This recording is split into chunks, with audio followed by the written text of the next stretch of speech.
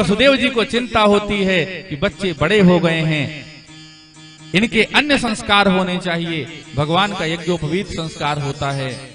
उसके बाद गुरु सांदीपनी जी के यहाँ इनको भेजा जाता है।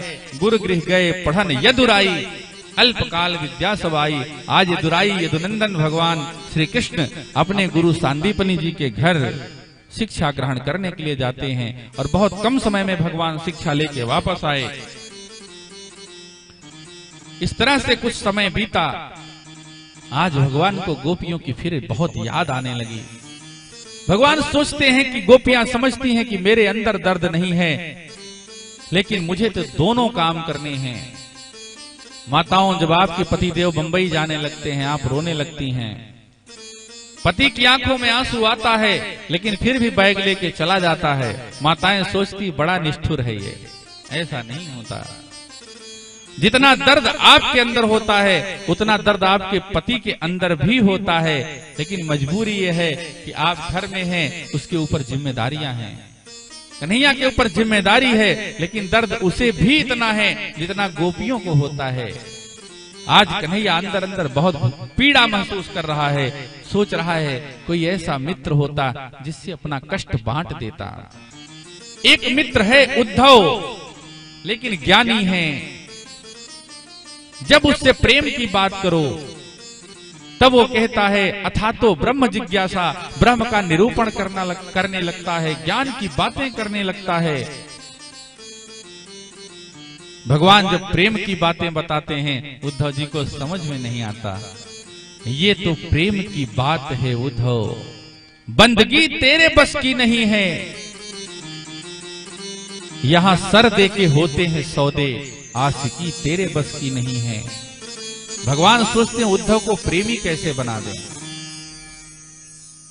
भगवान अपने एक मित्र को प्रेमी बनाना चाहते हैं, जिससे अपने कष्ट को बता सकें। उद्धव से कहते हैं उद्धव, गोपियां बहुत तड़प रही थीं, पता नहीं विरह में थी, जीवित हैं कि नहीं बेचारी, लेकिन मुझे भरोसा है जीवित इसलिए होंगी कि मैंने कहा था मैं तीसरे दिन लौट आऊंगा। आज भी वो मेरा इंतजार कर रही होंगी। उद्धव जाओ पता करके आओ मैया यशोदा कैसी है। उद्धव जाओ पता करके आओ मेरी राधा रानी कैसी है, नंद बाबा कैसे हैं। आज उद्धव को भगवान ने अपना पीतांबर पहनाया, मोर का पंख लगाया, बांसुरी दी, जैसे भगवान का स्वरूप है। आज भगवान ने वैसे ही उद्धव को बनाया। उद्धव जैसे ही वृंदावन में प्रवेश करते हैं, देखिए वृंदावन से केवल 2 घंटे की दूरी है मथुरा की। पैदल जाओ तब, गाड़ी से तो आधे घंटे 20 मिनट। बहुत लोग प्रश्न करते हैं कि भगवान इतने दिन मथुरा रहे और 2 घंटे का सफर नहीं तय कर पाए, वृंदावन अपनी मां से मिलने क्यों नहीं आए।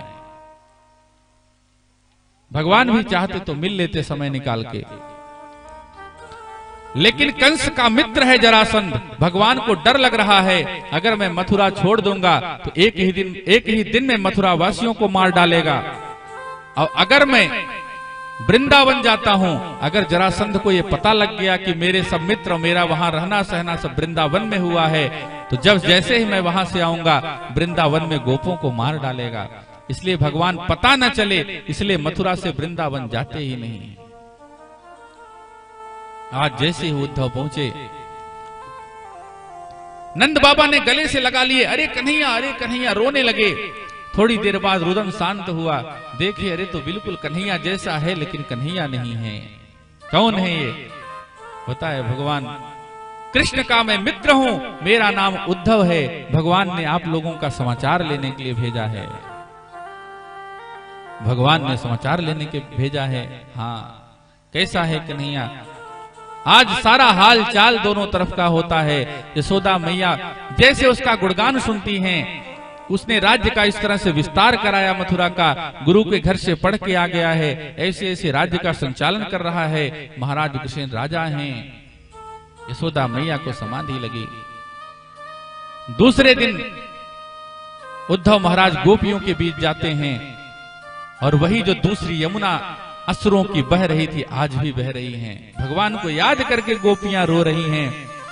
उद्धव गोपियों के पास पहुंचे, अपना ज्ञान दे रहे हैं, गोपियों ने एक ज्ञान नहीं सुना। आज गोपियों का प्रेम देख के उद्धव महाराज द्रवित हो जाते हैं। गोपियां भंवरे से बात करती हैं, ऐ भंवरे, कन्हैया कितना निष्ठुर है रे, कितना प्रेम दिया है, इतना प्रेम देने वालों को वो छोड़ सकता है, कन्हैया कितना निष्ठुर है।